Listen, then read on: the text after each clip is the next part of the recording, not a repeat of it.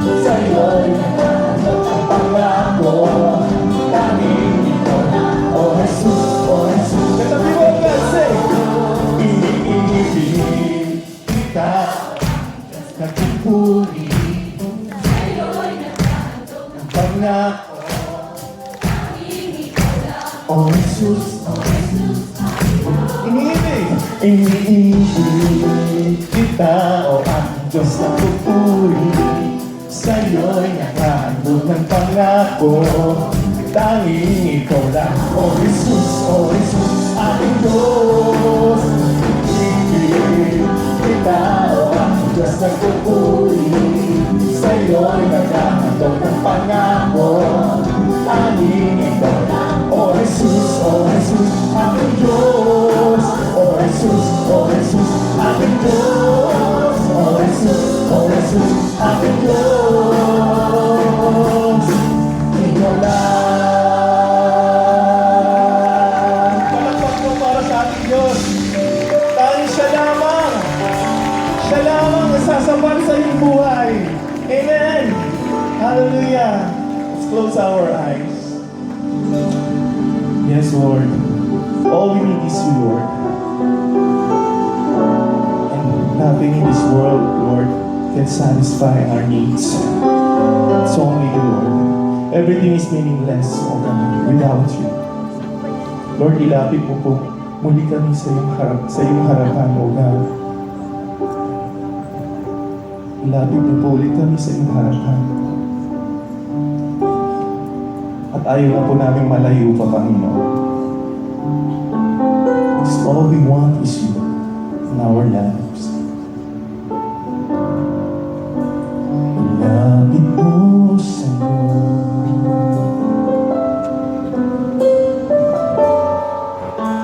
Nang di na malayo.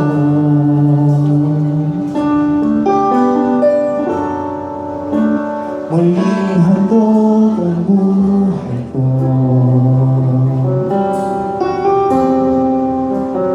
Tanggap mo ay dalangin ko.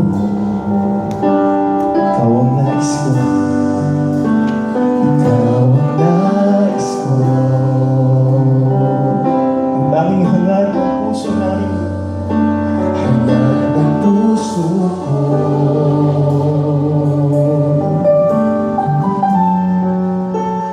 Yakap ng pag-ibig mo. Yamang higit pa sa mundo. Kahit panalayo, ako'y linapin mo.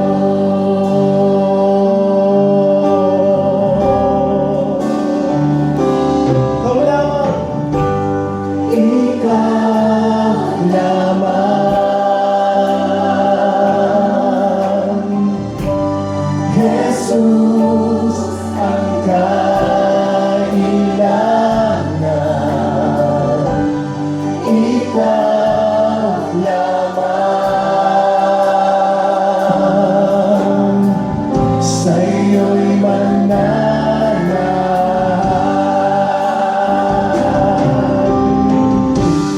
Ikaw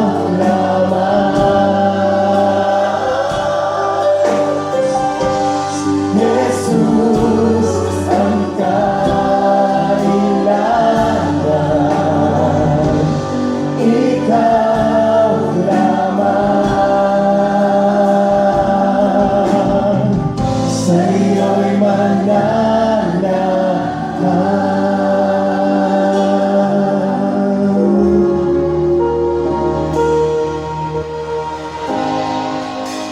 Ilapit mo sa'yo.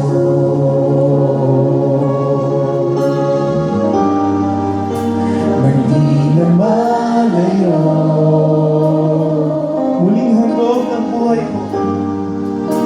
Muling handog ang buhay ko.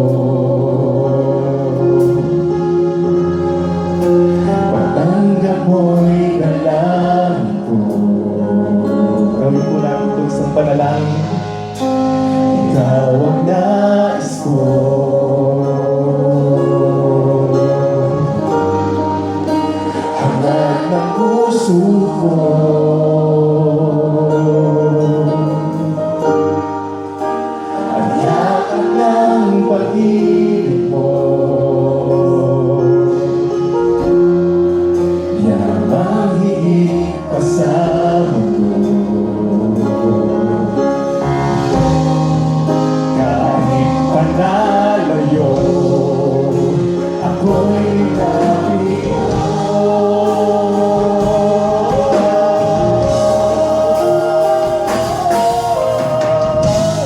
Ikaw lamang,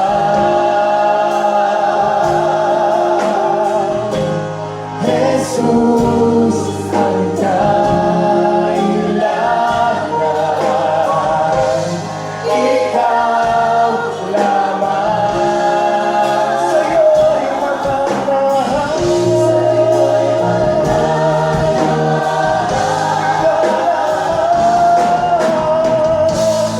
Ikaw lamang, Jesus, ang kailangan. Ikaw lamang, sa'yo'y mananahan.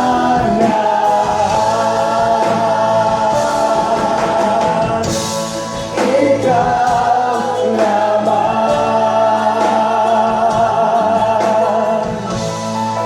Jesus, ang kailangan. Ikaw lamang, sa'yo'y mananahan.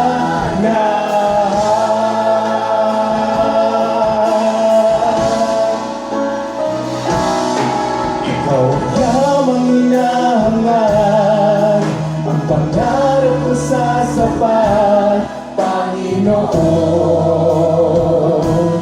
Panginoong Jesus. Ikaw lamang hinahangan, ang pangarap ko sa sapat, Panginoon, Panginoong Jesus. Higit sa yaman ng mundo, higit sa luha at pinag-ito, ikaw ang nais ko, ang tanging nais ko. Ikaw ang yaman ko, Panginoon. Sa mahirap tingin, ikaw ang yaman hinahanap, ang pangarap ko sa sapat, Panginoon, Panginoong Jesus. Ikaw lamang hinahanap, ang pangarap ko sa sapat, Panginoon, Panginoong Jesus. Higit sa yaman ng mundo, higit sa luho at hinanito, ikaw ang nais ko, ang tanging nais ko. Ikaw ang yaman ko, Panginoon. Higit sa yaman ng mundo, higit sa yaman ng mundo, higit sa luha, kinangito, ikaw ang nais ko, ang tanging nais ko. Ikaw ang yaman ko, Panginoon. Higit sa yaman ng mundo, higit sa luha, kinangito, ikaw ang nais ko, ang tanging nais ko. Ikaw ang yaman ko, Panginoon. Malakas mo palakpak para sa ating Diyos. Hallelujah! Praise you, Lord. Hallelujah, hallelujah, hallelujah. Pinupuri ka namin, sinasamba ka namin, niluluwalhati ka namin, Panginoon, sa aming kalagitnaan. Muli po kaming narito sa iyong banal na harapan, Panginoon. just to seek your face, Lord. Panginoon, marami kami, Panginoon. Pero Lord, inaalala namin yung mga ginawa mo 2019 years ago sa Krus ng Kalbaryo, na kami, Panginoon, ay pinatawad mo, Panginoon, sa aming mga karumihan at kasalanan at hinugasan ng ibalan ng dugo, Panginoon. Lord, narito kami kasi nauuhaw kami, Panginoon, sa pagsamba, pag-aaral yung salita, Panginoon. Let your word that be planted in our hearts, Lord, be grow, O God, and manifest on us, Lord. Panginoon, sa pagkakataon ito, Panginoon, God the Holy Spirit, Ikaw ang kumilos sa aming kalagitnaan yung oras na ito. Naasam namin ang banal na Espiritu Santo, ang iyong presensya, ang siyang mag-feel, Panginoon, ng aming mga emptiness sa aming mga buhay. God the Holy Spirit, please be the director of this service right now in Jesus' name. Panginoon, dalangin namin na hugasan mo ng makulang dugo ang bawat karumihan, taglay-taglay namin yung oras na ito. Upang ang sa gayon, Panginoon, ang lahat ng salitang aming mapakinggan, Panginoon, ay may sa pamuhay namin. Gawin pong bukas ang aming mga kaisipan, ang aming mga tainga, Panginoon, sa pakikinig ng banal ng salita. And Lord, please, anoint the lips of your servant, Lord. Ikaw na po, Panginoon, ang siyang mag-direct, Panginoon, ng kanyang mga labi, Panginoon, as she deliver, Lord, O God, yung banal ng salita, Panginoon, sa bawat sa amin. And Lord, once again, Panginoon, we claim your promise, Panginoon. Ikaw ang sumasagot aming mga panalangin.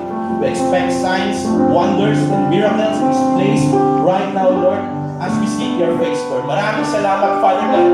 Thank you, Lord Jesus, and we praise you, God, the Holy Spirit. In Jesus' name we pray. Amen. Let's give the best clap offering of praise to our God, to our King. Hallelujah. Let's lift our hands towards heaven as we honor the Lord, the Holy Spirit in our midst. For apart from God, there's nothing that we can do. Oh, Jesus.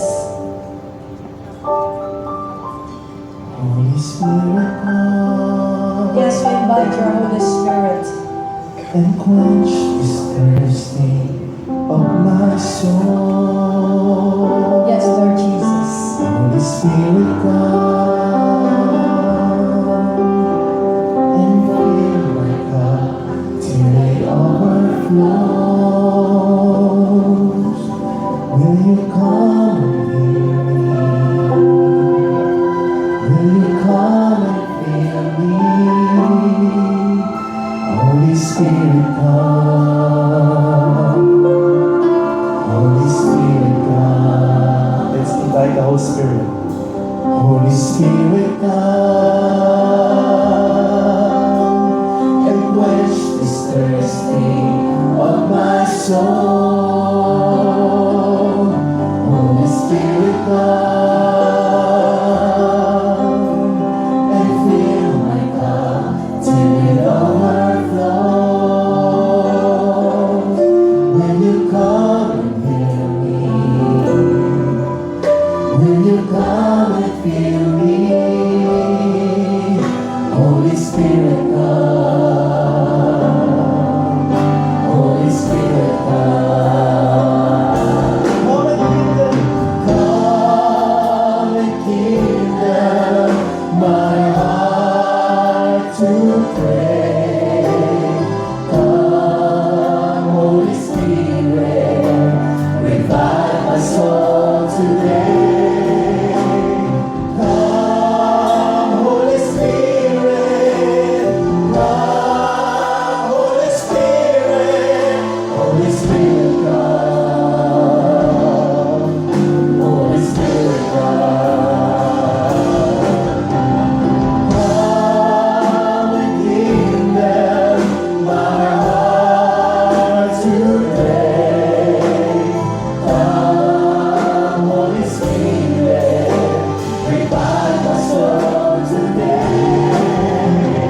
Come, Holy Spirit, come, Holy Spirit, Holy Spirit, come, Holy Spirit, come. Remain connected with the Lord as you utter your praise unto the living God. As you utter your worship unto the Lord right now. As you give your songs of praise to the Lord. Lift your voice up high. Lift your hearts to the King of Kings and the Lord of Lords as we behold this glory upon this place. Hallelujah. Oh God, Reveal them my heart to pray. Come, Holy Spirit, revive my soul today. Come, Holy Spirit, come, Holy Spirit, Holy Spirit, come, Holy Spirit, come. we treasure your Holy Spirit in this very place, oh God. As we bow our hearts to you this afternoon, we ask the Lord to rekindle once again the fire within us as you allow us, Lord, to burn it, giving a sweet aroma of worship unto your holy name. Today, as we come to the throne of grace, God, we thank you. We thank you. As we bless your name. Salamat sa iyong malayang pagkilos sa aming kalagitnaan. Salamat sa iyong minsan pang gagawing kakaibang pagbisita sa aming lahat. Marami pong salamat, O Diyos, sapagkat ang oras na to, ang araw na to, ay gagawin mong kakaiba para po sa aming lahat. Sapagkat ang iyong banal na Espiritu ang malayang gagalaw sa aming mga puso at magpapahayag ng iyong kapahayagan sa pangalan ng Panginoong Yesus. Inaangkin po namin ang kagalingan, inaangkin po namin ang kalayaan, inaangkin po namin ang kaligtasan na siyang dadaloy sa amin sa hapong ito habang ikaw ay patuloy na malayang umikot sa aming mga buhay. We give you thanks, Lord, as we give you the praise, as we give back you the glory and the honor. This we pray in Jesus' name. Amen. Oh, nothing is impossible. Hallelujah. Nothing is impossible. Lord Jesus Christ. Nothing is impossible when you put your trust in God. Nothing is impossible when you trust in His word. Listen to the voice of God to me. Is there anything too hard for me? Then put your trust in God alone and rest upon His word. For everything, yes, everything is possible with God. Nothing is impossible when you put your trust in God. Nothing is impossible when you trust in His word. Listen to the voice of God to me. Is there anything too hard for me? Put your trust in God alone and rest upon His word.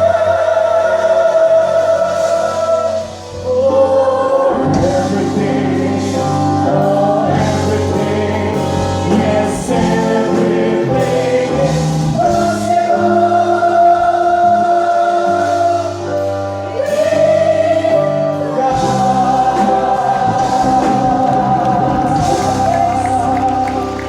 Pwede niyo bang hawakan ang inyong bahagi ng inyong katawan na mayroong sakit at karamdaman as the Lord is touching you today. Father, I speak your special touch upon them as you heal them from the crown of their head and to the sole of their feet. Any abnormality sa kanilang katawan, mula sa kanilang ulo hanggang sa kanilang paa, abnormality sa kanilang ulunan sa pangalan ng Panginoong Yesus, even bone fracture in the name of Jesus, abnormality sa kanilang throat sa pangalan ng Panginoong Yesus, abnormality sa kanilang sight, maging sa kanilang hearing sa pangalan ng Panginoong Yesus, maging abnormality, Lord, sa kanilang dugo sa pangalan ng Panginoong Yesus. Lord, we pray, let there be a general repair of the body in Jesus' name, in Jesus' name, in Jesus' name.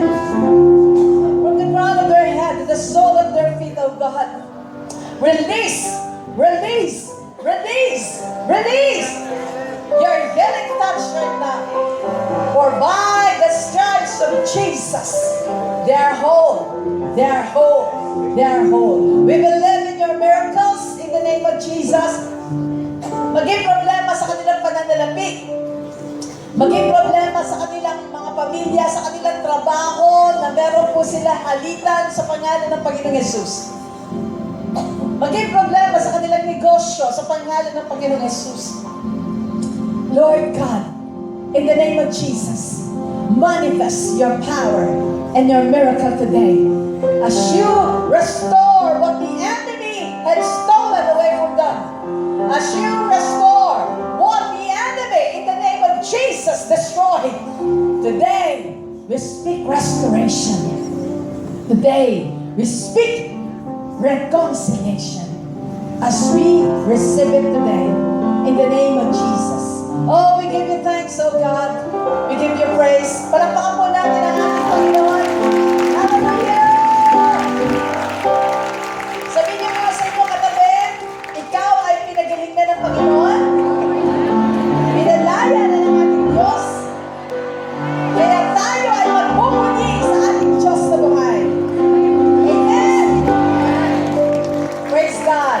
Manatiling po tayo nakatayo as we give reverence to the reading of the Word of God. Let's turn your Bible with me in the book of Matthew chapter 16, beginning verse 26 to 27, and 1 John chapter 2, beginning verse 15 to 17, and 1 Corinthians chapter 2, beginning verse 12. Sabay-sabay po nating basahin ang mga talatang ito. Sabihin po natin, for what profit is it to a man if he gains the whole world and loses his own soul? Or what will a man give in exchange for his soul?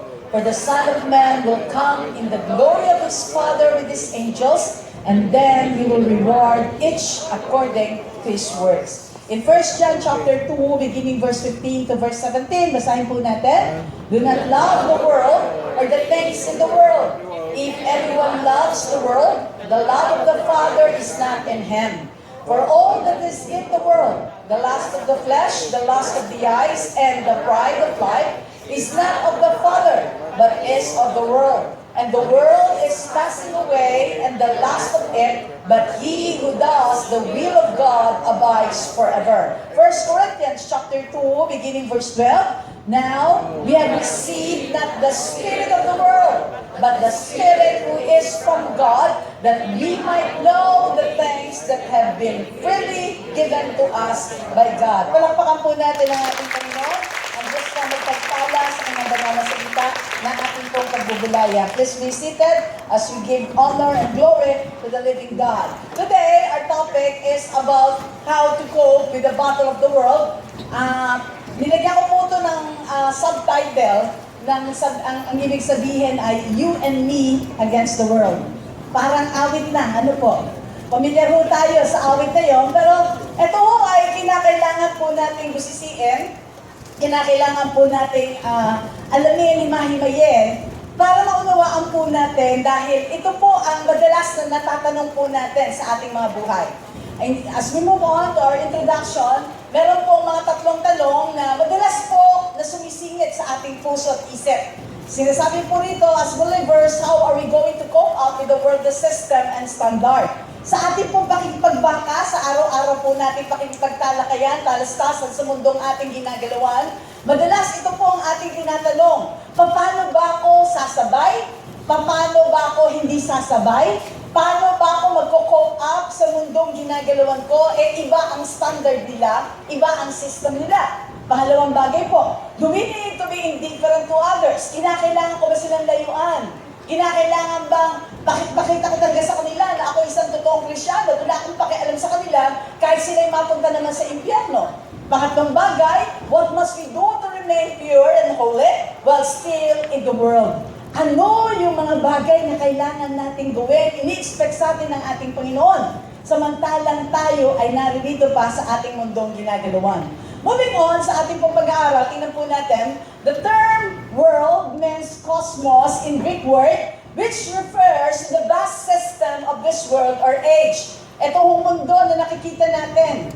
Ito ang mundo na nilalakaran natin. Yan yung cosmos na sinasabi. And obviously, it consists of evil, immoral, and sinful pleasure, which refers to the spirit of rebellion, resistance, and indifference to God. Because of the presence of evil, kaya mayroong immoralidad. Because of this, nagkakaroon ng sinful pleasure, which give way for us to be resistant, disobedient to God, and rebel against God, oppose God, and be indifferent to God because of this kind of system. Moving on, tingnan po natin sa ating pong pag-aaral. Ang sabi po rito, worldliness is the condition of being concerned with worldly affairs which results to neglect of spiritual things. Minsan kahit na nakakilala na po tayo sa ating Panginoon, natatakay tayo ng mga bagay na to. Especially when we are pressured, especially when there is a great need in the family, especially when there is trouble amongst us. Ipinagpapalit natin sa mga pagkakataon na sa halip na tayo ay nakatutok sa ating Diyos na buhay, minsan hindi natin napapansin. O minsan hindi natin nasasadya, nagugulat na lang tayo, natangay na tayo ng mundo. Natangay na tayo ng kaway ng kamunduhan. Natangay na tayo ng mga maraming mga aspeto at bagay. Kaya naging worldly tayo, which means relating to our devoted or being devoted to temporal world. In 1 Corinthians chapter 3, beginning verse 1 to 3 and 3 to 4 and verse 17, tingnan po natin. Basahin po natin. Sabay-sabay. And I, brethren, could not speak to you as to spiritual people, but as to carnal. Listen, church. This verse is being referred not to the unbelievers. This verse speaks to the believers, to us. Nasabi niya, kayo ay mga spiritual people, but remain carnal. As to babes in Christ, I fed you with milk and not with solid food, for until now, you were not able to receive it, and even now you are still not able because you are carnal. What makes us carnal? For where there are envy, strife, and divisions among you, are you not carnal and behaving like mere men? Maliwanag po sinasabi ng salita ng Diyos. Pagka merong division, merong envying, merong jealousy, may mga carnality pang nangyayari, therefore, that makes us a carnal Christian. Are you with me? Next, tingnan po natin ang mga salaysayan ng salita ng Diyos. In verse 4, it says, for when one says, I am Paul, and another, I am Apollos, are you not carnal? In verse 17 of 1 Corinthians chapter 3, it says, if anyone, basahin po natin, if anyone, God will, for the temple of God is, which temple you are. Nung nakilala po natin si Jesus, binanggap po natin siya bilang Panginoon, tagapagligtas ng ating buhay. The Lord transformed our heart. The Lord regenerated our mind. And because of this, our heart, this body, does not belong to us anymore. It belongs to God and it is His temple. Kaya kung ito yung naging templo niya, hindi natin pwedeng sirain. Kaya ito yung naging templo niya, hindi natin ito pwedeng wasakin. Madalas lagi mo namin sinasabi mga preachers, sinasabi mo namin madalas, bakit mo sisirain ang templo ng Diyos sa pamamagitan ng iyong pag-inom, sa pamamagitan ng iyong paglalasing, sa pamamagitan ng iyong paghitik ng sigarilyo? Hindi mo ba alam na nasisira mo ang templo ng Diyos? Dahil hindi na ikaw ang nakatira dyan. Nung carnal Christian tayo nakatira sa ating puso, kaya laging tayo ang bida. Amen? Pero nung nakakilala na tayo sa Diyos, ang Panginoong Yesus ang nakatira na sa puso, hindi na tayo ang bida. Kasi templo niya na to. Kaya sabihin niyo sa inyo katabi, ingatan mo ang templo ng Diyos. Moving on, tingnan po natin sa ating pag-aaral, pansinin po natin. Ang sabi po dito, the world does not refer only to the physical creation, but to the sphere of evil operating in the world under the dominion of Satan. Balikan po natin yung istorya, bakit po nangyari mga ganitong bagay, dahil alam po natin, if you could remember, nung nagturo po ako sa inyo last week about demonology, sino po narito? Nung nagturo po ako sa inyo about the works of the enemy, the works of the evil one. Inisinaysay po natin yan isa-isa. Sabi po sa 1 John chapter 4, beginning verse 5, and chapter 5 at verse 19, let's show it this. They are of the world, therefore they speak as of the world, and the world hears them. Nung hindi pa po tayo nasa Panginoon, we are of the world. Amen po ba? Parang awit din. Ano po? We belong to the world and we light of the world. And the world hears us. Kaya in na in tayo noon. Kung mapapansin nyo, hindi tayo KJ na mga panahon yan. Gustong-gusto tayo ng mga barkada natin. Gustong-gusto tayong kasama ng mga kaibigan natin. Kasi lahat ng kalokohan, lahat ng mga hindi dapat natin ginagawa, nagagawa natin. Dahil we belong to the world. Subalit, nang tayo ay wala na sa ating Panginoon, na bago ang lahat ng bagay, KJ na tayo sa kanila. Amen po ba? Kasi we do not belong to them anymore. Moving on, tingnan po natin na sinasaysay po na salita ng ating Panginoong Diyos. Areas where Satan confused himself. Unang-una is through ideas and philosophies. Mapapansin po natin na isa po itong avenue na ginagamit ng kaaway to us to have different ideologies and philosophies laid down by different authors. Kaya may Marxism, may Leninism, may Communism, may Confucianism. Kaya na-confuse na tayong lahat. Are you with me? Dahil sa different ideas and philosophy. Yung iba, ini-embrace natin, kala natin tama.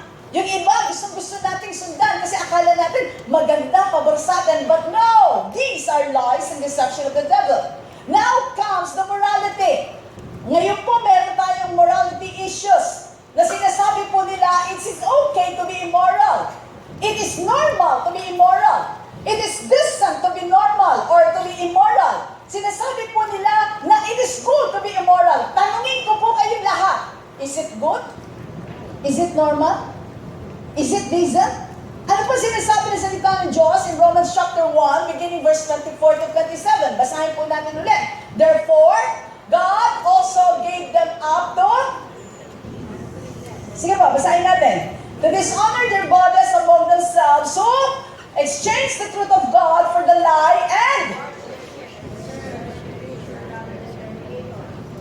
Verse 26, 27. Tingnan po natin. For this reason, God gave them up to... For even their... Likewise also the men living... Burning their lust for one another. Men... What is shameful and... You see? There is a penalty with this error.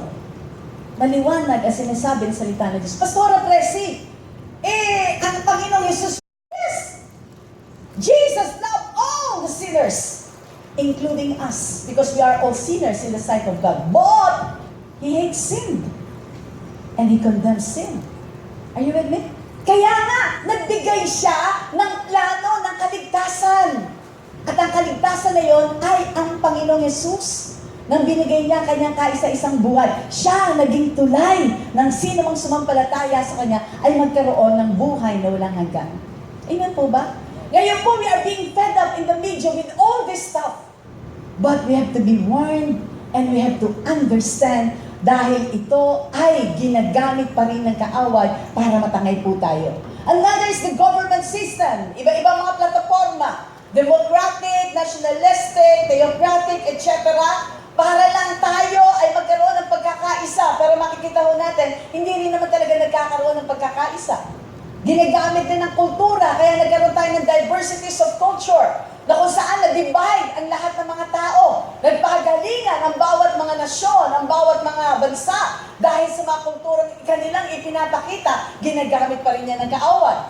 Ginagamit ng kaaway ang edukasyon. Nagtuturo ng mga bagay, tinitwist ang katotohanan, ituturo ang mga bagay that will appease their heart. Ituturo ang mga bagay na maging twisted ang kaisipan ng mga bata. Dati, meron pang religion class, ngayon, tinanggal na lahat yon.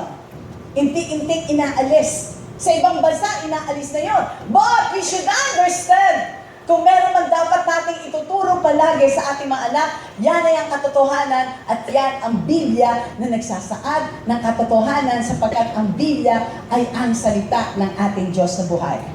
Amen? The next is the economic system. Na kung saan, alam po natin, meron pong global na problema patungkol po sa economics. Nagkakaproblema ang buong mundo patungkol sa pananalapi, sa usapang pananalapi. We have a global economic problem which will sa isang katotohanan na bago dumating ang Antikristo, magkakaroon ng isang gobyerno, magkakaroon ng isang form of currency, at magkakaroon ng isang government system at isang reliyon na kung saan hindi po natin pwedeng tanggihan. Dahil yan ay nakasaad sa banal na kasulatan. The next, number 6, 7, 8, religious system. Ito yung laging ginagamit ng kaaway para tayong matangay, mag-persuade, magkaroon tayo ng disbelief sa ating Diyos na buhay. Ito ang number 1 platform na ginagamit ng kaaway, and there are 4,200 estimated religions in the world. Imagine, 4,200. Number 1 is Christianity with 2.1 billion. Islam at 1.3 billion. Hinduism at 900 million. Buddhism at 370 million. And Judaism at 14 million. Hindi mo natin napapansin na ito yung introductory ng kaaway para ma-persuade tayong lumayo sa ating pananampalataya. Kaya in 1 Corinthians chapter 10, beginning verse 14, tingnan po natin, ang sabi po rito, therefore my beloved, flee from... Bakit? Dahil ang sabi sa Genesis chapter 20, pag tayo ay sumamba sa Diyos-Diyosan, ano magiging resulta? To the third and to the fourth generation, ang magiging sumpa sa lahat ng ating henerasyon na tinatawag nating generational curse. Are you with me, church? And this is in the form of religion. This is through the introduction of different beliefs. Next is science and medicine. Napakaraming inbensyon, napakaraming discovery. Magugulat ka na naglalakad ka, meron kang kamuka, na-clone ka pala. Hello? At hindi na ho imposible yun. Nangyayari na huyaan. Di ba? Magugulat ka na lang, biglang nagkaroon ka ng kakambal. Kasi na-clone ka na pala. Nakuha na yung identity mo, nakuha na yung features mo dahil sa science and medicine. We have the arts and the music, through diabolical music, through satanic music that is being introduced, lalo na sa mga kabataan. Jamming ng jamming, sarap na sarap sa pag-awit. Hindi niyo napapansin, rebellious spirit ang naitatanim. Hindi niyo naipapansin, kayo ay nagkakaroon ng galit sa inyong puso because of this action that was being introduced by the enemy. Arts and music. Next is entertainment and sports. Nai-entertain tayo sa mga nakikita natin. Tumatawa tayo sa mga napapanood natin. Hindi natin napapansin, we are being lured by the devil. Are you with me?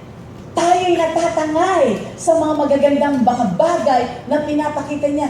Maging sa larangan ng sports. Kaya sabi po na salita ng ating Panginoon, pagdating po sa sports, it says here in 1 Timothy chapter 4, beginning verse 8. Ang sabi dito, basahin po natin, for but godliness is having promise of the life that now is and of that which is to come. Listen, church, masarap po mag-exercise lalo na sa umaga. Pero kahit na nag-exercise po tayo, ma-maintain ang godliness. Pastor Presi, paano magiging ungodly pagka ikaw ay nag-exercise? Paano mo ba? Tingnan niyo yung mga kasuotan ng mga nag-exercise. Di ba? Tingnan niyo yung mga ginagawa ng mga nag-exercise. Minsan, hindi mo napapansin, pero nabubuksan ang iyong mga mata at ikaw ay nagkakaroon ng pagkakataong matukso. Kaya sabi na salita ng Diyos, still, godliness is still profitable. Are you with me? And then we have to try media. The usage of the print, the TV, and the radio. Ngayon po, ito ang rampant, ang social media. Hindi nga po siya nakikipag-away, pero pag nag-post naman, lahat ng tao kaaway. Are you with me? Hindi daw siya galit. Pero pakita mo lahat ng posting niya, kala mo nanghahamon. Are you with me, church? Because of this, these are diabolical acts of the enemy. And of course, the agriculture. Sa halip na humaba ang buhay, lalong umitli ang span of life dahil sa mga ganitong introduction. Moving on, tingnan po natin sa ating pong pag-aaral, what is the world and its standard? Ano ba ang nakapaloob sa mundo? Number one, the devil, Satan is the God of this age, of the present world, or this age. Napag-aralan po natin yan last week. 2 Corinthians chapter 4, beginning verse 4. Ang sabi po ng salita ng Panginoon, whose minds the God of this age has blinded. Listen, church. Pag may blinding spirit, there is no reasoning na tama. Amen? Pag may blinding spirit, hindi yan tumatanggap ng anumang reasoning. Because the devil is at work. Tatakpan niya ang iyong kaisipan para mawala sa tono ang iyong pag-iisip. Tatakpan niya ang iyong kaisipan para hindi ka makapag-isip ng tama. It happened, alam po natin kung paano siya naging God of this age. In Isaiah chapter 14, beginning verse 12 to 15, I discussed this to you last week. Nasabi po doon, this Satan, the devil, who was Lucifer during the time, the beautiful Lucifer, top-notcher po pagdating sa pagpupuri sa Diyos. Pero pinasok ng pride ang kanyang puso, nagrebelde sa ating Panginoon, gumawa siya ng limang I will statement. At doon sa I will statement na yon, according to Isaiah, sabi po rito, I will ascend into heaven, I will exalt my throne above the stars of God, I will also sit on the mount of the congregation, on the farthest sides of the Lord, I will ascend above the heights of the cloud. I will be like the Most High, yet you shall be brought down to Sheol, to the lowest depth of the pit. Listen, church. Dahil yan ang gusto niya, tinupad ng Diyos. Nagkaroon siya ng kaharian sa impyerno nga lang. Kasamang dagat-dagatang apoy with brimstone. Ano pa ho? Nagkaroon siya ng kongregasyon. Nung binagsak siya ng Diyos, inihagi siya ng Diyos mula sa kalangitan, kasamang 1/3 of the angels who rebelled against God. Sino pa yung mga kasama? Kasama ang lahat ng mga sorcerers, ang lahat na nagpa-practice ng witchcraft, ang lahat ng nag-o-oppose sa ating Panginoon, ang lahat ng ayaw kumilala, nagre-reject sa ating Diyos, sila po yung naging kasama po niya. At dahil po doon, tinawag po siyang the God of this age. John chapter 12, beginning verse 31, and chapter 14, beginning verse 30. It says here, now is the judgment of this world. Now the ruler of this world will be cast out. In next verse, ang sabi po ng salita ng Diyos, I will no longer talk much with you, for the ruler of this world is coming, and he has nothing in me. He is coming, and he is just in the corner. And we are referring to the Antichrist.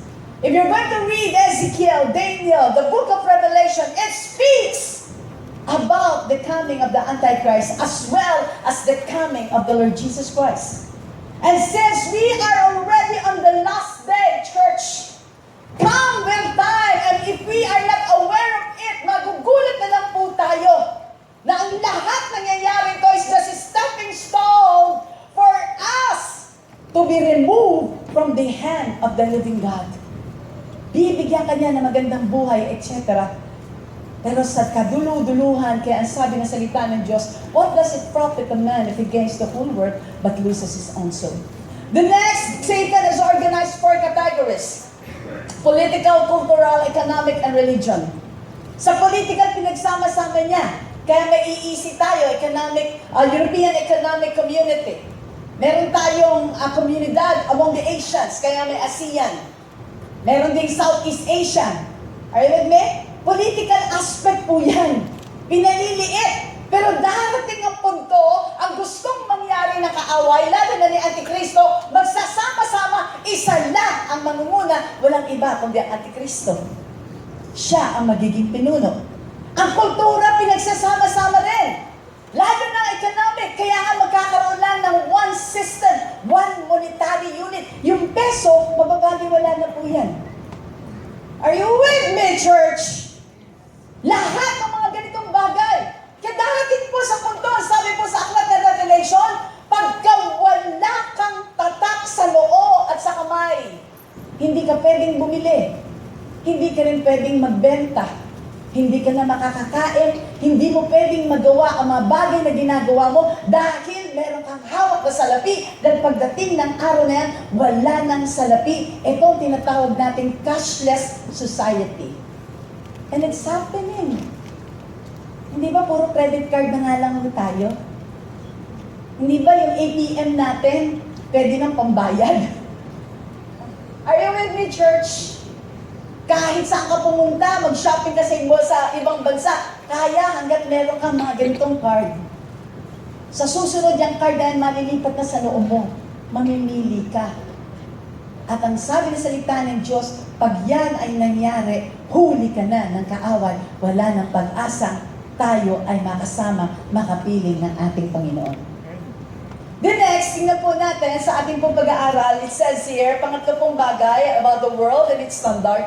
The three aspects of the world standard. Ito yung tatlong aspeto, dito nakafocus talaga ang kaaway.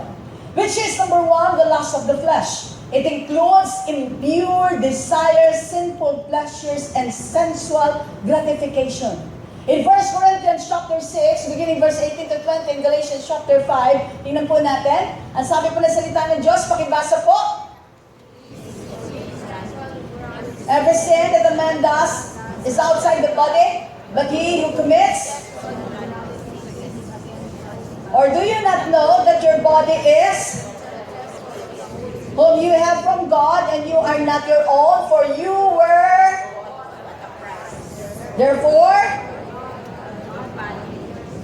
you see, paulit-ulit ito sinasabi ng Diyos, ang katawang ito, tinubos ng banal na dugo ng ating Panginoong Yesus. Kaya tayo pinagaling ng Diyos sa lahat ng sakit at karamdaman dahil tinubos ito ng ating Panginoong Yesus. Therefore, hindi tayo dapat magkasala sa katawang ito sapagkat ito ay sa ating Panginoong Yesus na Kanya nang tinubos sa krus ng Kalbaryo. Next, tingnan po natin, sinasabi na salita ng Diyos. Now, the works of the flesh are evident, which are... Okay, check this. Adultery, fornication, uncleanness, and lewdness. Ang kasunod is idolatry. When we commit such acts, you are idolizing someone. You are idolizing yourself. That's why you are focused on this. Next is uncleanness, lewdness, or sorcery, hatred, contentions, jealousies, outbursts of wrath, selfish ambition, dissension. Listen. Pag meron po tayong jealousy, nagkakaroon po tayo ng hatred, nagkakaroon tayo ng outbursts of wrath because of selfish ambition, and that leads to sorcery. Are you with me? And because of that, it results to murder, drunkenness, revelries, and the like, which I tell you beforehand, just as I told you in time past, that those who practice such things will not.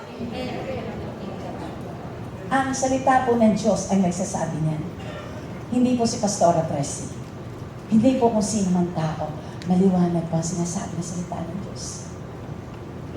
That is why, in the mercy of God, He always pleads for us to flee from this place.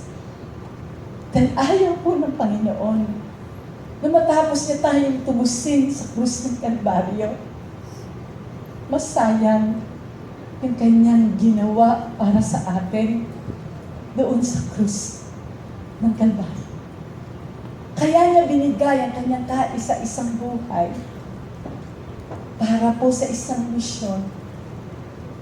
Magkaroon tayo ng buhay na walang hanggan. Maranasan natin ang totoong kaligtasan sa pamamagitan ng kanyang regalo sa bawat isa sa atin. Hallelujah! Palakpakan po natin ang ating Panginoon. Minsan, binabaliwala po natin ito. Sinasabi natin, paulit-ulit naman yung pastor namin. Laging gano'n ang binabalikan. But we have to learn. We have to understand. Dahil wala akong sinisino ang mga kasalanan ito. Wala akong sisinuhin ng kaaway. We are confronted recently with many issues in the church. Recently, isang magaling na author ng maraming libro about dating, biglang nagsabi, that he doesn't believe anymore sa ating Panginoong Jesus by the name of Joshua Harris. Ano ba? At sinabi niya, I belong already to this other group. See? Recently, may isang kasama doon sa Hillsong community, magaling sa pagtugtog, magaling sa instrumento, nakakapag-compose, nakakasama sa kanilang worship tent. Nagkaroon ng theological problem. Again, biglang nagsabi, I am confused. Hindi ko alam kung maglilingkod pa ako sa aking Diyos na aking kinilala. This is how the enemy acts, brothers and sisters. That is why we need to understand all of this. The next is the lust of the eye. Ang sabi po rito, it is about coveting or lusting for things which are attractive to the eyes, which includes the desire to entertain oneself by viewing pornography, violence, ungodliness, and immorality. 2 Samuel 11 verse 4. Ano ba sabi rito? Then it happened one evening that David arose from his bed and walked on the roof of the king's house, and from the roof he saw a woman bathing, and the woman was very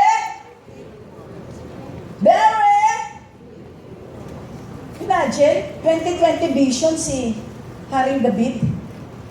Natulog, nagising, mukhang naalimpungatan. At sa kanyang pagkakagising, nagpunta siya doon sa kanyang beranda. Habang siya'y naglalakad, ang linaw na mata sa gitna sa ilalim ng buwan. Sa ilalim ng kumikinang na buwan. Nakita niya ang kagandahan, Nino, ni Bathsheba. At nagkaroon po siya ng desire sa kanyang puso sa pamamagitan lang ng tingin. Ito rin ang ginamit ng kaaway para masila ang una nating mga magulang na si Adan at si Eva. Laging ipinapakita the fruit that will give them the discernment between the good and the evil.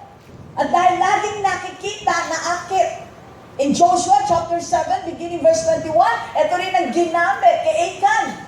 Na sabi ng salita ng Panginoon, I saw, and I coveted, and I took. Are you with me, church? Nakita ko, nagkaroon ako ng pagnanasa sa aking puso, at dahil doon kinuha ko. At ang naging resulta, ikinamatay ng kanyang buong lahi. I remember one time, si Ed Cole, the famous author and the famous teacher, dumating po sa punto na magtuturo po siya sa isang conference. At habang naghahanda po siya ng kanyang tuturo, nakaharap po siya sa kanyang laptop. At nang kanya pong sinisiyasa o nang siya po nagre-review, pagbukas niya, bigla na lang may nag-pop up. At ang nag-pop up ay babaeng nakabikini. Wala naman ho siyang pinupuntahang mga site. Wala siyang pinupuntahan na mga ganong mga bagay. Pero nagulat siya, bigla yung lumabas. So ginawa niya, sa gulat niya, sa takot niya, sinara niya agad yung kanyang laptop. But he was affected of what he saw. Bumaba siya ng kanyang hotel, nagsimula siya maglakad-lakad para maiwaksi sa kanyang isip yung kanyang nakita. But still, dahil nakita, nag-register. Hello? Nag-register sa isip, nasa puso na. Umiiyak siya sa Diyos, bumalik siya sa kanyang hotel room, humingi siya ng tawad sa Panginoon, lumihod siya, umiiyak siya, humingi siya ng tawad sa Diyos. Sabi ng Lord, magtuturo ako bukas. And this is the work, the attack of the enemy. Ang ginawa niya, kumuha po siya ng oil, inanoint niya ng oil yung kanyang laptop. At sabi niya, never again, in the name of Jesus, na may mga ganitong lalabas sa laptop ko sa pangalan ng Panginoong Yesus. Hindi niya mo yung sinasadya. Pero may mga instances, merong mga tao talagang pumupunta sa ganitong mga bagay. Na pagka nasubukan, uulit-ulitin hanggang sa ikamatay na. Amen? Ano ba ang ganyan ginawa? After that, hindi lang mo siya nagkasya i-anoint.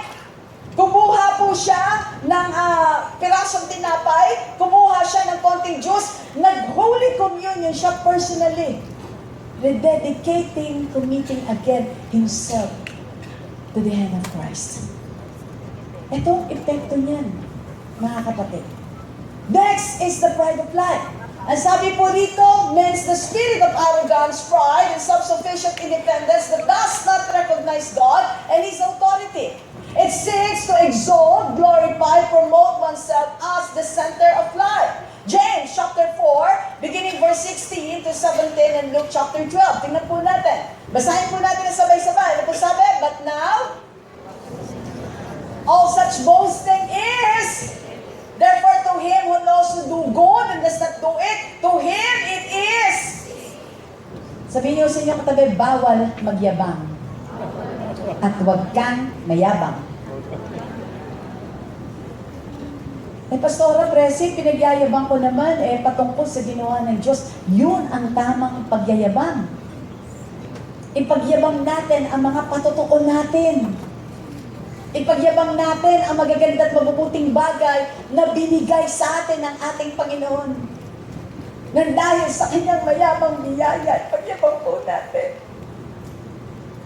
Kung bakit po tayo nananatiling matagumpay at nakatayo sa kanyang harapan. Nang dahil sa kanyang pag-ibig na gayon na lamang, wala na po tayong pwedeng ipagyabang. Dahil dumating tayo dito nang wala po tayong pag-aari, ipinahiram lang sa atin lahat ng ating Panginoon. In Luke chapter 12, beginning verse 16 to 21, may isang mayamang lalaki. Sabi rito, parable, saying, the ground of a certain rich man yielded plentifully. And he thought within himself, saying, what shall I do, since I have no room to store my crop? And so he said, I will do this, I will pull down my barns and build greater, and there I will store all my crops and my goods.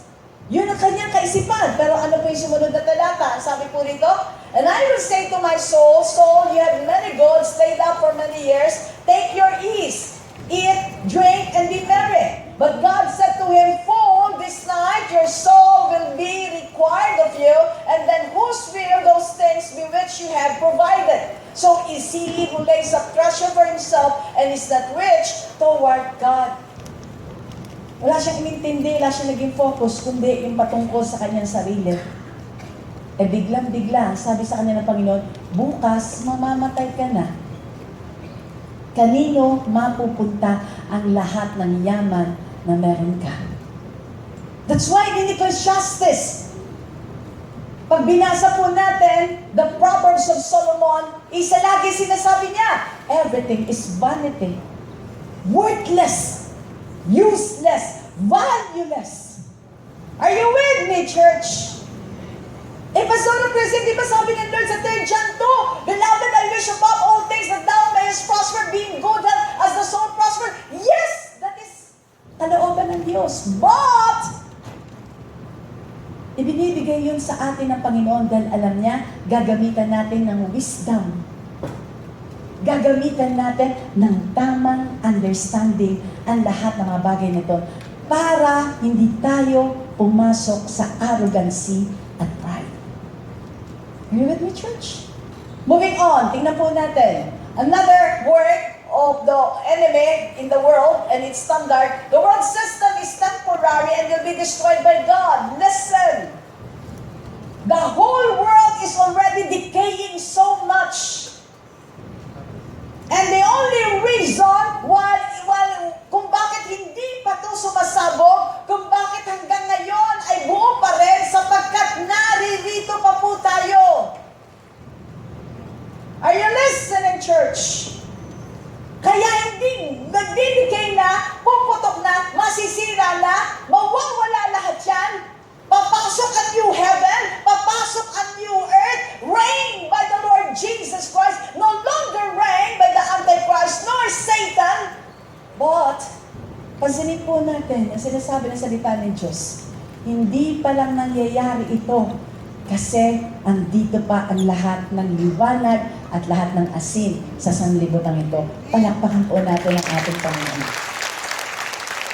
But once we are raptured, once na wala po tayong lahat dito ng sabay-sabay, mawawala ang lahat ng ito. Kaya sa 1 Corinthians chapter 7, beginning verse 31, 2 Peter chapter 3, and Revelation chapter 18, pakita lang po natin yan na mabilis. And those who use this world as not misusing it, for the form of this world is passing away. Next, tingnan po natin, sinasabi sa salita ng Diyos. But the day of the Lord will come as parang isang magnanakaw. Hindi niya ipapaalam kung kailan siya darating. Kaya nga may parable in Matthew chapter 25, may parable about the virgins. The foolish and the wise virgins. The 10 virgins.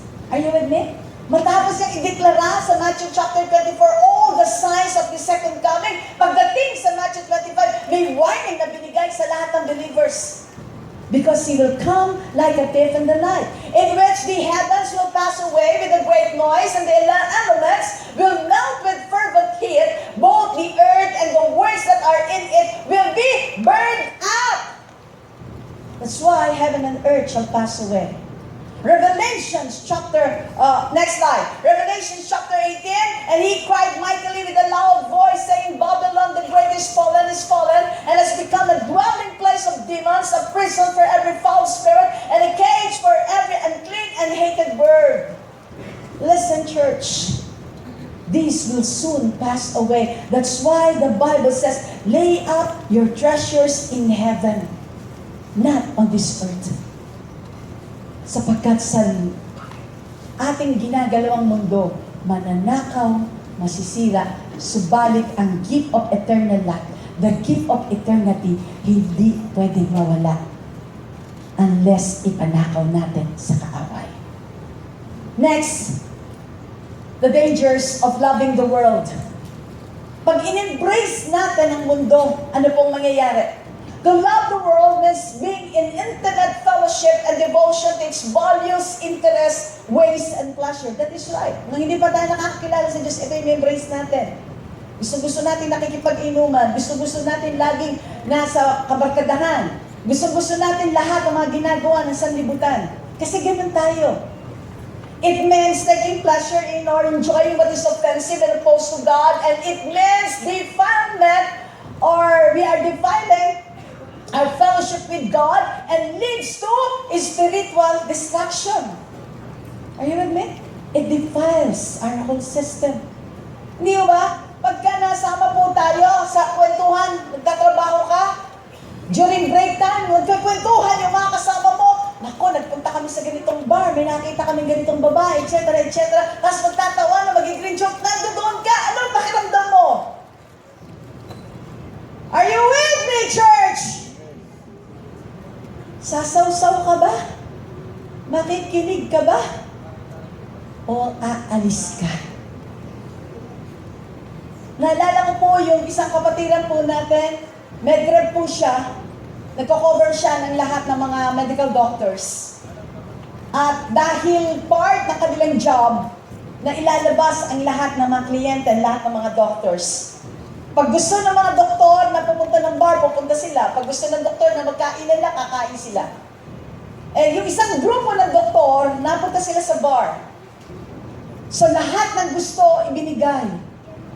Pagdating sa kanya, dahil siya'y Kristiyano, at dahil siya'y manunugtog sa loob ng iglesia, hindi siya uminom ng kahit na isang beer. Hindi siya uminom, hindi siya kumuha, hindi siya nag-order ng anumang nakakalasing na inumin. Ang ginawa niya, puro lang siya juice. Nagalit yung isang doktor. Sabi sa kanya ng isang doktor, ano ka ba, bakla? Hindi ka marunong uminom? Ngumiti lang siya, dahil sabi niya, pasensya na po, Dok, kasi ako po'y nakakilala na sa Panginoon. Nagtawanan silang lahat. Born again ka pala. Tingnan nga natin, pagiging born again mo, ibinuho sa kanya ang isang bote ng beer. At nagtawanan po silang lahat. Ano ginawa ng kapatiran? Tumayo lang po siya, minitian niya yung doktor, sabi niya, God bless you, Doc, because Jesus loves you. Saka po siya umalis. At nang umalis po siya, hindi mo siya nakapag-cover for a month. At nung bumalik siya, he was trying to cover again that doctor, hindi mo nagpapakita sa kanya. Laging pagdating sa kanya, hindi naka-block po siya. Until one day, the doctor called him. Sabi sa kanya, can I see you? Can I talk to you? Nagkita po sila. And this is the confession. This was the confession of the doctor. Sabi niya, you know, right after what had happened, right after that encounter with you, nagtanong ako sa sarili ko. Ang sabi ko, ano ang meron ka na kaya mong ipaglaban? Na hindi mo ikinahihiya. Samantalang ako ang napahiya sa ginawa ko sa iyo. And he began to share the word of God until that doctor came to receive Jesus as his Lord and Savior for the glory. See? Moving on, tingnan po natin. What are the dangers? Number 1, the worldly wisdom.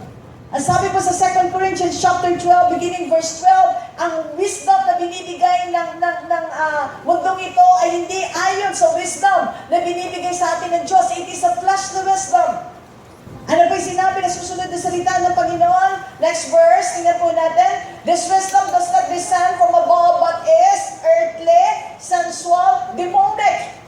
For where envy and self-seeking exists, confusion and every evil thing are there from God. Is first pure, then peaceable, then gentle, willing to yield, full of mercy and good fruits, without partiality and without. That is the wisdom of God. Kaya pag ang wisdom ng Diyos ang nasa atin, hindi tayo pwede magkamali. Kasi binibigyan ng Diyos kasama ng wisdom yung discerning of spirit. Are you with me, church? Next, tingnan po natin susunod, the danger. Ang sabi po dito is the worldly manners. You see? We are introduced to these things in 2 Corinthians chapter 1, beginning verse 17. Therefore, when I was planning this, did I do it lightly? Or the things I planned according to the flesh, that with me there should be yes, yes, and no, no. Madalas, pag may nag-imbita sa atin, yes. Tapos biglang nagbago isip natin, ay no pala. Or kaya, no, ayoko. Tapos bigla na naman nagbago isip natin, ay sige, sama na ako. That is worldly manner. Ano ba yung mga worldly manner? Di ba? Biglang nagsasalita tayo ng hindi kanais-nais, which lead us to worldly speech. Hindi lamang po yun. May worldly passion because of this worldly manner.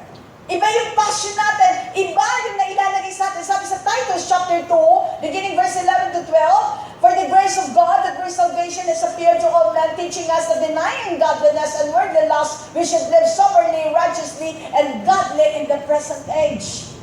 Ito yung gusto mangyari ng Panginoon so that the passion for Christ will be retained.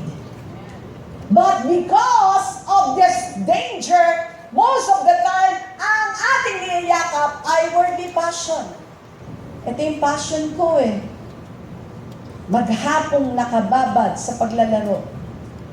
Nasa loob ng church, pero nagmo-Mobile Legend. Sorry, not sorry. Nasa loob ng church, pero yung passion to know God more. Church, wake up. Because God is serious with us. Worldly love. Sasabihin ng boyfriend mo, sige na, matagal na tayo mag-boyfriend, bigay mo na, magpapaksal naman tayo. Hindi nga, gusto ko magpaksal muna tayo. Sige, pagka ayaw mo, di papalitan kita. Ikaw naman, natakot kang palitan, sige na nga. Nung nabuntis, iniwanan. Hello? That is not love, that is lust. Dahil kung talagang mahal ka, igagalang ka, irerespeto ka. Tama po ba sa ating mga kalalakihan? Kung talagang mahal ka, iintayin kang mapakasalan ng buong buo sa harapan ng ating Panginoon. Amen? And it results to worldly characteristic. Diba? Hindi ka na nagiging mayabang, nagiging matapobre at times. Hindi na tayo nagiging matapobre at times. Nagiging demanding, nagiging masungit, nagiging palaaway. These are the characteristics. And then we have the worldly speech. Kaya sabi sa Ephesians chapter 4, beginning verse 29, tingnan po natin, let no corrupt word proceed out of your mouth, but what is good for necessary edification, that it may impart grace believers. Sabihin niyo sa inyo katabi, bawal magmura. Sorry, bawal magsalita ng di kaaya-aya. See? Kaya sabi sa salita ng Diyos, season your speech with grace coming from God. Kaya sabihin niyo sa inyo katabi, I bless you in the name of the Lord. Because God favors you. Kaya galiin natin, lagi natin sinasabi, God bless you. Kahit nasa text, di ba? Pag send tayo ng message, ang ending natin, God bless you. More and more. O kaya, God bless. Kasi we're releasing blessing. And the worldly corruption and the worldly eyes. We are corrupted by what we see. And these are the dangers.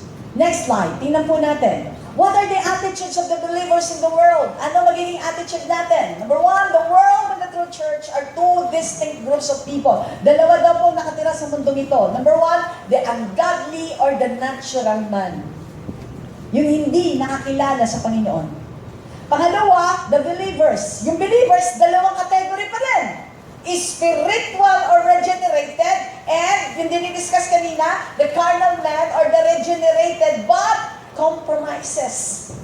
Saan po tayo dyan?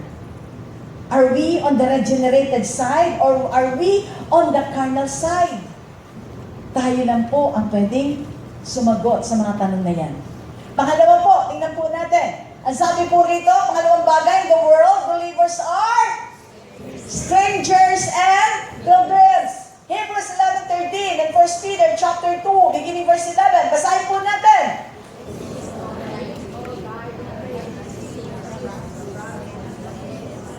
Embrace them and confess that they were strangers and pilgrims of the earth. Next verse, please.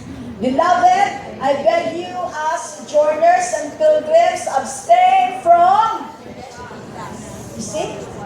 We are just pilgrims in this place, on this earth. Our citizenship does not belong there. It belongs to heaven. Pero ngayon, mag-enjoy muna tayo sa dual citizenship. Ano yun? Pilipino ka at senior citizen ka. Amen?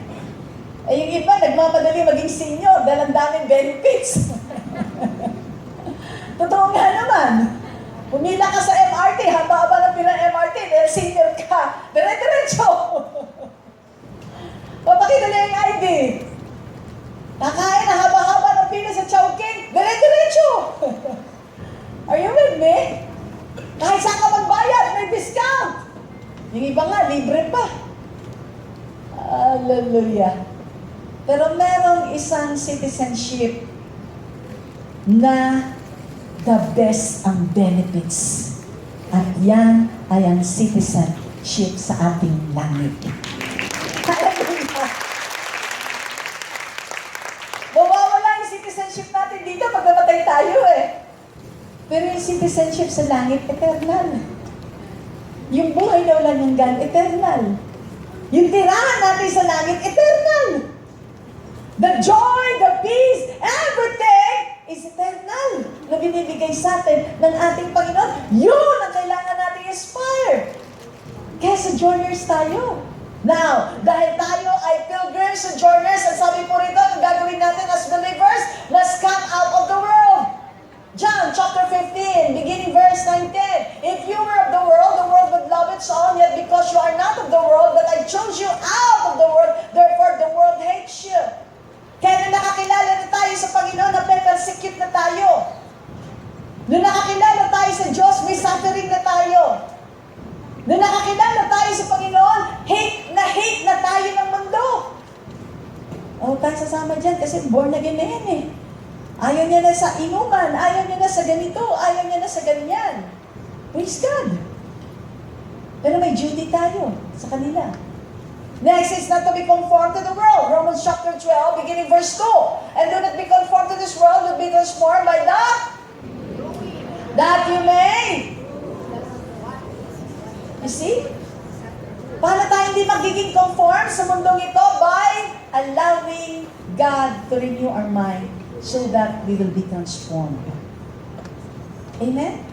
The next, not love the world. 1 John chapter 2, beginning verse 15. Do not love the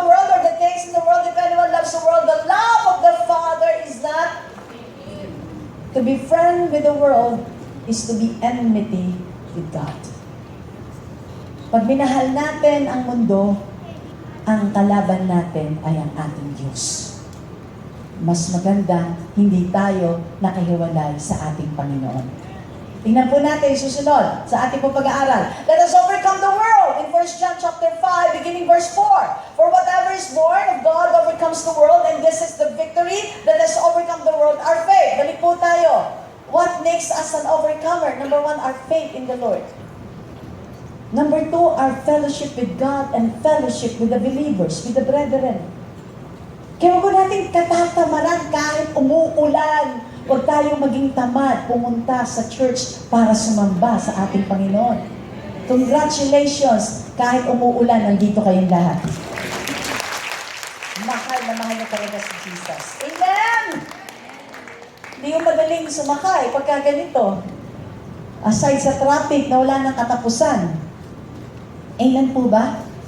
Pero that's one thing for us to overcome the world. Magkaroon tayo ng tamang fellowship sa ating Panginoon. Through worship, through prayer. Hate the world, Hebrews 1:9. Ang sabi po sa salita ng Diyos, you have loved righteousness and hated lawlessness. Therefore God, your God, has anointed you with the oil of gladness more than your companions. Tingnan niyo yung kanyang katabi. Nakangiti po ba? O tulog, pastora? Kanina sabi sa second service, di ba yung tulog, nakasmile naman. Sabi ko, paano gawin yun? Natutulog ka na nakasmile. Ang alam ko, nakabukas ang bibig kung natutulog. Lalo na pag mahimbing na ang tulog. Are you with me? But the word says, hate the world. Yung kasalanan sa mundo ang kamumuhian. Next is die to the world. Galatians chapter 6, beginning verse 4:10. But God forbid that I should boast except in the cross of our Lord Jesus Christ, by whom the world has been crucified to me and I to the world. Kaya nga may Galatians 2:20. I am crucified with Christ, nevertheless I live, but Christ lives in me. In the life which I now live in the flesh, I live it by faith in the Son of God who loves me and gave Himself for me. It is not I, but it is already the Lord. Because I am already crucified with Christ. Kaya kahit na anong gawin sa'yo, ang sasabihin mo lang, patay na ako dyan. Naalala ko si Bishop Brother Eddie, when we were in Hong Kong, way back many years ago, nagkakagulo lahat yung mga kasama naming namimili sa Mongkok. Siya ho naman nandun lang sa sulok. At nag-uusap po kami sa ang laging sinasabi, Pastora, paano ba lahat maboborn again lahat ng mga taong yan na nandito sa Mongkok? Kaya kami mga pastor, lagi namin sinasabi, siguro kung may tao lang sa buwan, magpapadala ng missionary pastor sa buwan, si Brother Eddie. Galayin yung heart niya. Because he's already dead to the world. Be delivered from the world in Colossians chapter 1, beginning verse 13 to 14. He has delivered us from the power of darkness and conveyed us into the kingdom of the Son of His love, in whom we have redemption through His blood, the forgiveness of sin. Sabihin niyo sa inyong katabi, pinalaya na tayo ng ating Panginoong Jesus. At dahil malaya na tayo, wala nang talikala. Hallelujah! At dahil malaya na tayo, wala nang babalikan! Amen! Dahil pagka bumalik, may nagmulto. Bumalik yung desire. Next. Believers must have no closer intimate fellowship with those who oppose God, rather win them for Christ. 2 Corinthians chapter 6, beginning verse 14. Do not be unequally yoked together with unbelievers, for what fellowship has righteousness with lawlessness, and what communion has light and darkness? Listen, church. This text refers to those, if we're going to get married, kung magpapakasal po tayo, maliwanag ang sinasabi ng salita ng Diyos, huwag makipamatok sa hindi mo kasama sa iyong pananampalataya. Dahil magkakaroon kayo ng malaking problema. Dahil iba ang inyong pananampalataya. Napakahirap. Hindi kayo magkakasundo. Hanggang sa magkaanak kayo, pareho pati yung anak ninyo mahihirapan. Are you with me? Kaya maliwanag ang salita ng Diyos. It's either siya ang matangay mo or ikaw ang matangay niya kung ano man ang meron siya. And normally, ang natatangay yung of weaker faith. Now, this verse does not only pertains to that. It also pertains to when we are having fellowship with unbelievers. Kaya very dangerous. Pastora Presi, di ba, merong saying, do what the Romans are doing. So pag nagiinuman sila, makikinom ka rin. Hello? Pag nagsusugal sila, makikisugal ka rin. Kasi do what the Romans are doing. Hindi, Pastora Presi, I'm winning them. I do not understand. How are you going to win them if you yourself cannot show to them how God has changed, transformed your life? Are you with me? Paano natin sasabihin, binago tayo ng Panginoon Jesucristo? Going back, doon sa tinitestify ko sa inyo kanina. Kaya siya nakakilala, yung Dr. Ray nakakilala, nakita niya paano tinayuan ng pananampalataya ng taong yun. Na ano yung gagawin po natin? Mabilis na lang po. Ang gagawin po natin, next, these are the things that we should understand in John chapter 17, verse 9 and verse 11 to 6. Ang sabi nito, I pray for them, I do not pray for the world, but for those whom you have given me, for they are yours. Next verse, tingnan po natin. Now I'm no longer in the world, but these are in the world, and I come to you, Holy Father, keep through your name those whom you have given me, that they may be as one as we are. While I was with them in the world, I kept them in your name, and those whom you gave me, I have kept, and none of them is lost, except the son of perdition, that the scripture might be fulfilled. Listen, church. Jesus himself was able to stay in the world. In the New Testament time, he was working with all the sinners. And he loves all the sinners. He did not condemn all these people, but reached out unto them and portrayed his love. Nag-rebuke, nagagalit yung mga tao na pinupunasan ng isang prostitute ang kanyang paa, binuhusan ng mamahaling pabango. Pero ano sabi niya? No, allow her. Because she is ministering to me. Nagalit yung mga ibang mga tao na pumapasok sa bahay na nag-imbita lahat ng klase ng mga sinners na sinasabi nila, oh, these are all gluttons. Pero ano sabi ng Panginoon? I came to seek who are lost and to have them the chance for them to know God. Therefore, Christians are still in the world just like Jesus in the New Testament. So anong gagawin po natin sa kanila? Luke chapter 5, beginning verse 31 to 32. Jesus answered to them, those who are well have no need of a physician, but those who are sick I have not come to call the righteous, but sinners to repentance. At ito rin ang gusto pagawa sa atin ng Panginoon. Win them for Christ. Let us win them unto the Lord. Mark chapter 16, beginning verse 15. It says in Mark, and he said to them, go into all the world and... Tanong ko po, ilan na po ang nabahaginan natin na salita ng Diyos? Nakaisa po ba tayo kada isang buwan? O kada isang taon na lang? Ang tagal, Pastora. Hindi ba? Ilan na po ang nadala natin sa Panginoon?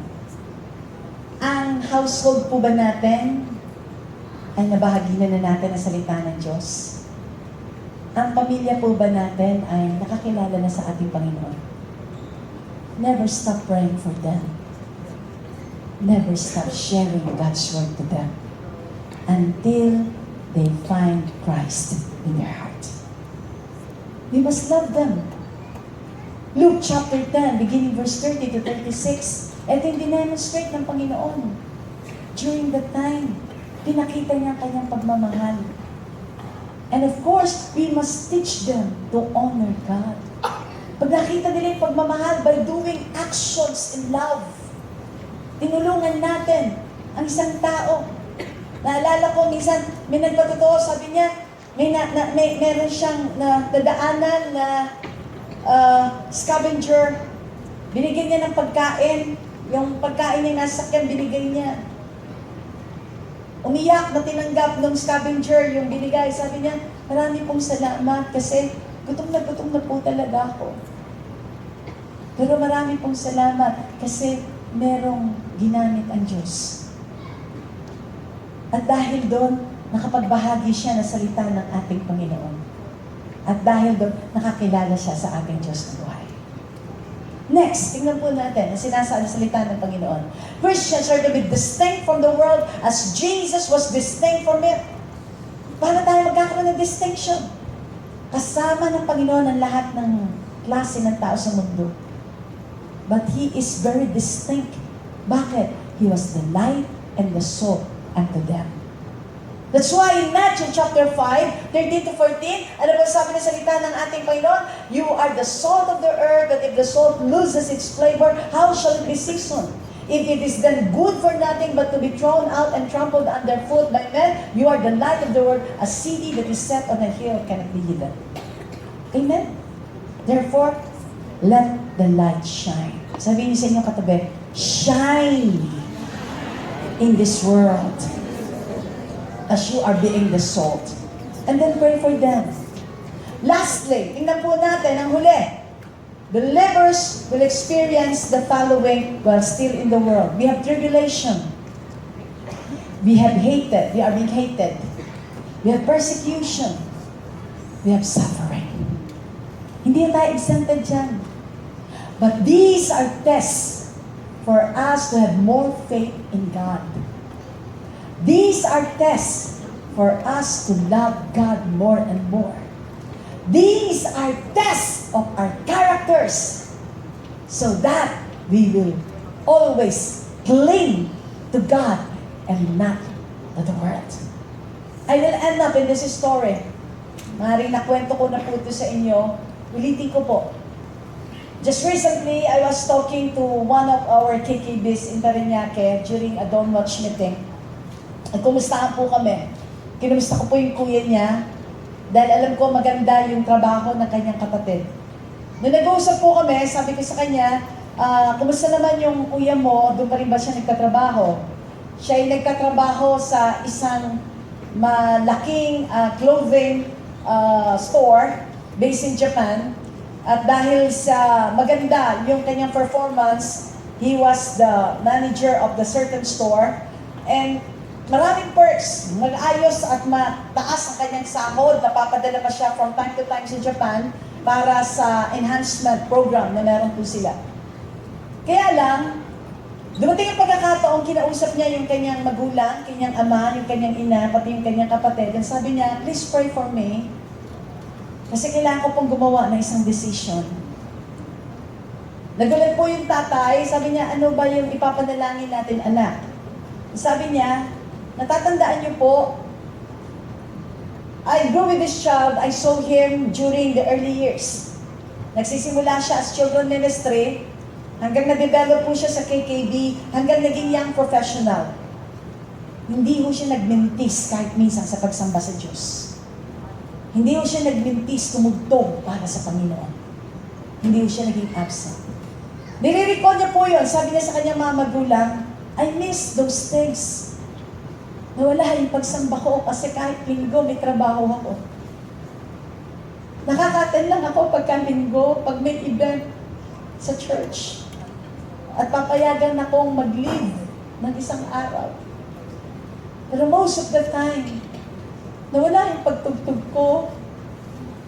Nawala ang lahat. At ito po yung gusto kong painalangin niyo. Dahil I made my decision, I will resign from my job. Nagulat po yung kanyang magulang. Because that time, may binabayaran po silang bahay at lupa. May binabayaran silang sasakyan.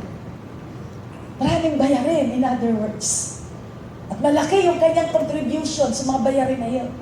And all of a sudden, itong decision ng batang ito.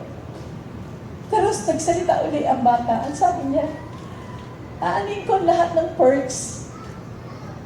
Aanin ko lahat ng yaman ng mundong yan. May maganda akong trabaho, may maganda akong sweldo.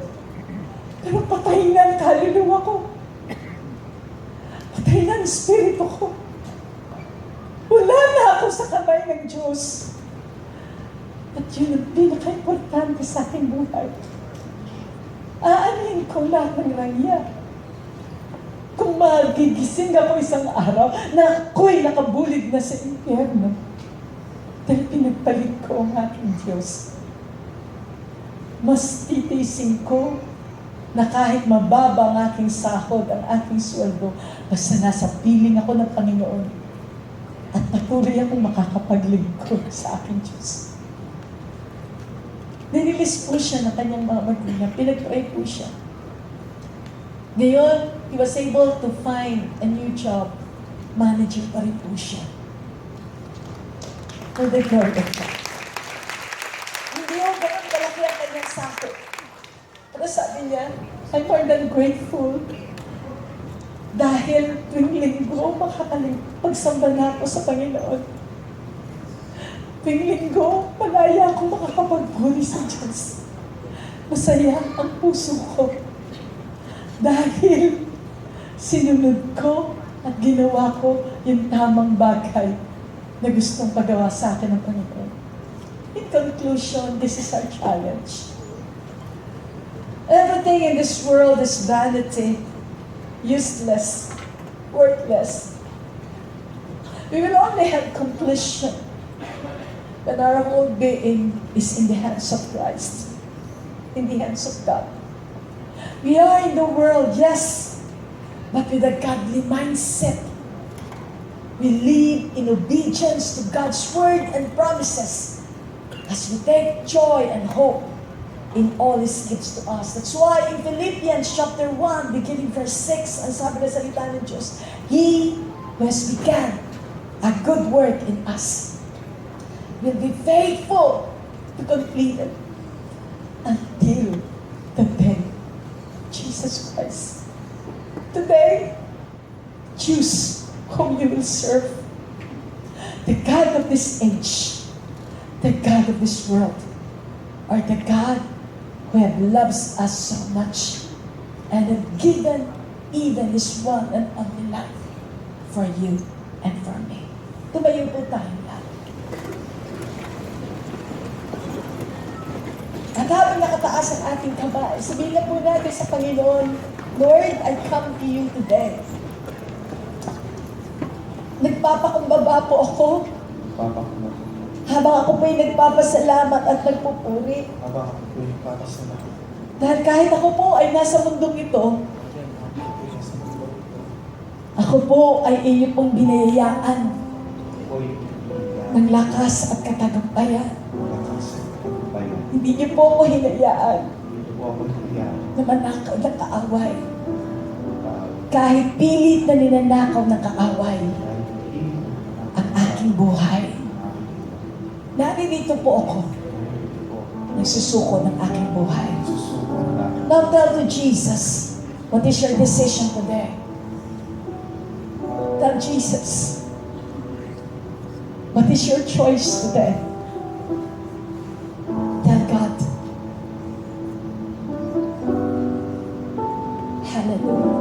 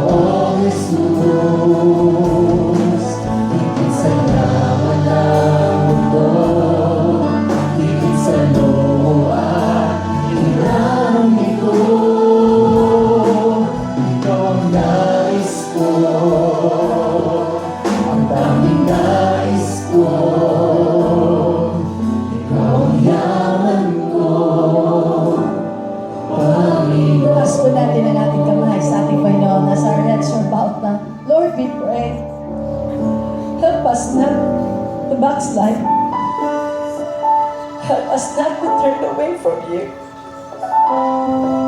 Help us not to exchange the things of the world sa aming pananampalataya.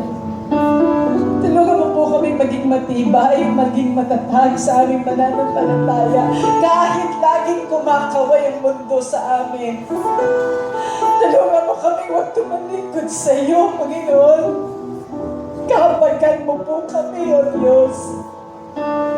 Tulungan mo kami ang aming pananampalataya ay sa iyo lamang, Panginoon. Sapagkat ang yaman ng mundo nito ay ikaw ang magkakaloob sa amin sa iyong kaparaanan.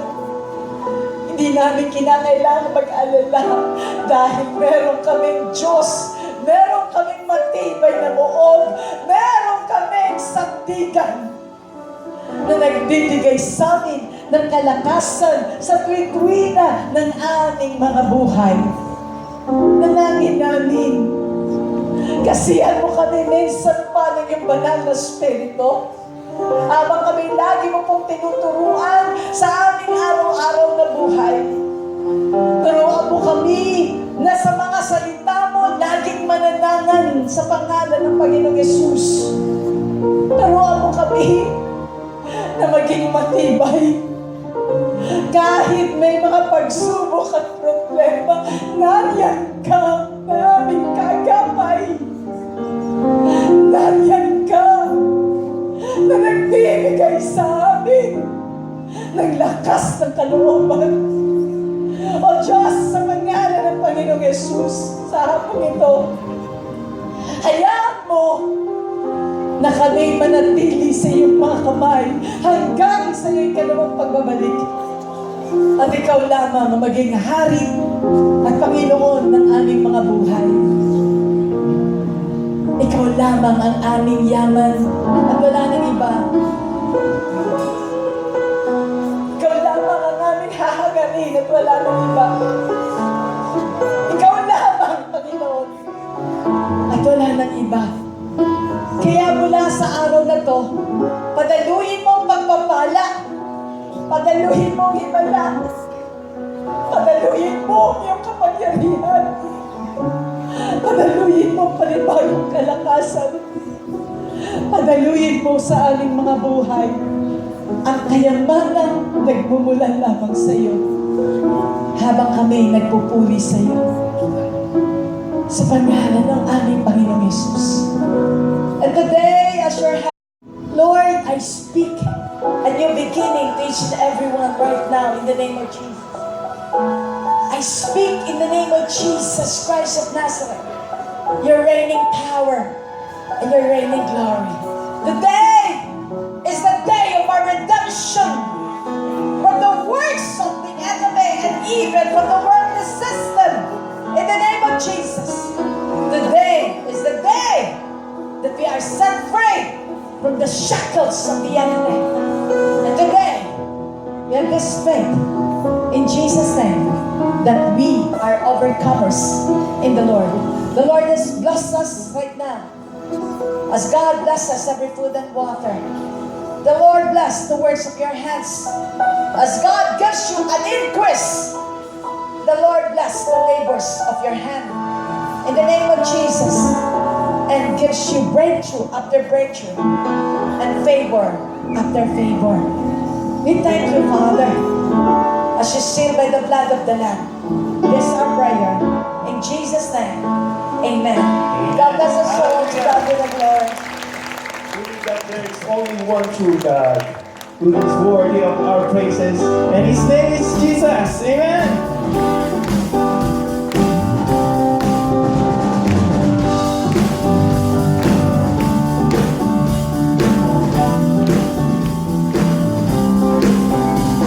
The praises of man, I will never ever stand. For the kingdoms of this world, I never give my heart away or shout my praise. My allegiance and devotion, my heart's desiring on devotion. You're the certain man who died upon that tree.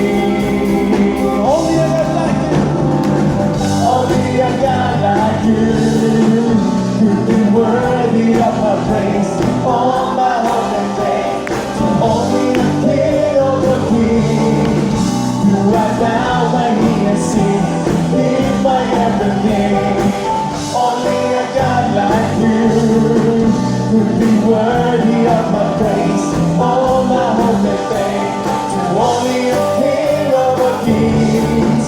Do I bow my knee and sing, give my everything, to only my Maker, my Father, my Savior, Redeemer, the storm, Redeemer, the water, to only a God like you. Do I give my praise?